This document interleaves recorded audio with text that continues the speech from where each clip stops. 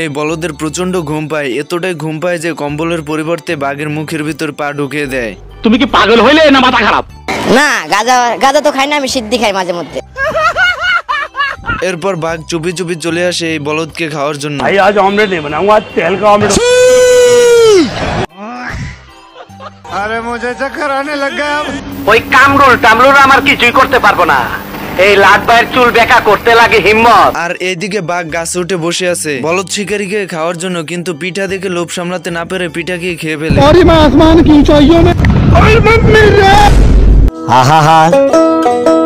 আমি পারি না, আর পারি না। এরপর রাত হয়ে যায়, শিকারী এবং শিকারীর ছেলে ঘুমিয়ে পড়ে। কিছুক্ষণ বাদেই শিকারীর ছেলে শিকারীকে বলে যে পানি খাবে। পানির কথা শুনে শিকারী পানি আনতে চলে যায়, আর ওইদিকে বাঘের অবস্থা দেখুন। হালাই আমার 14 মধ্যে খায় ফলাইছিল। আপন কাহা লাগায়া ফোন? দেখো দেখো যন্ত্রটা দেখো। আহা হা